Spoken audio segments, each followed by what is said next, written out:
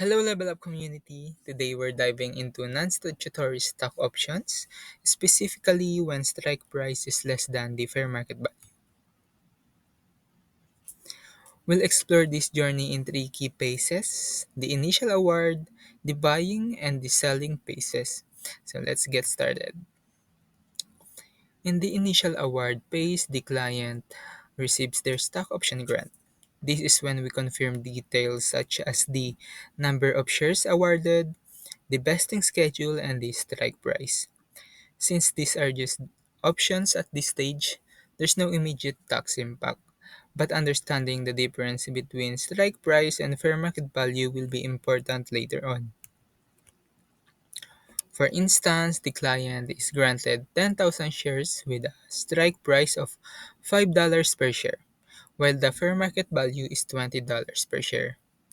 The shares vest over 4 years with 25% vesting each year. So, in the buying phase, the client decides to exercise their options. The key tax consideration here is the delta, the difference between the fair market value and the strike price. This delta is treated as ordinary income and taxed at purchase.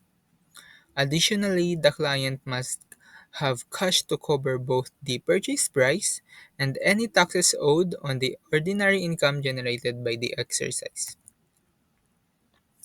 So for example, the client exercises 2,500 vested shares with a strike price of $5 per share and a fair market value of $20 per share. The client pays $12,500 to purchase the shares. Additionally, the delta is $15 per share, resulting in 37,500 dollars of ordinary income which is reported and taxed in the year of purchase.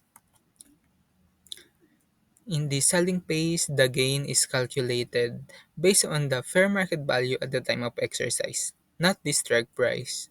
That's because the delta between strike price and the fair market value was already taxed as ordinary income when the shares were purchased, and we don't want to pay tax on it again. So the new basis becomes the fair market value at exercise. If the stock is later sold for more than that new basis, only the additional increase in tax as capital gain, and it qualifies as long term if held for over a year. We'll also explore strategies and reporting. So, since the client exercised 2,500 shares at $5 strike price when fair market value was $20 per share, the $15 delta per share was taxed as ordinary income. This means the new basis is $20 per share. Now, if the client sell those shares at $30 per share after more than 1 year, the capital gain is only on the additional $10 per share for a total long-term capital gains of $25,000. So, we also need to consider strategies like qualified small business stock for exclusion or opportunity zones for deferral or even gifting appreciated stock to reduce tax exposure. So, when reporting the sale, we use Form 8949 to report the sale and adjust the basis to match the fair market value at exercise. This prevents double taxation on the delta. Gains then roll into Schedule D on the tax return. It is also smart to make estimated payments. So, what to remember? At purchase, the delta is taxed as ordinary income, so it's essential to plan for cash requirements. Track the basis and purchase date for accurate reporting in the future. When selling, ensure gains are reported properly to avoid double taxation.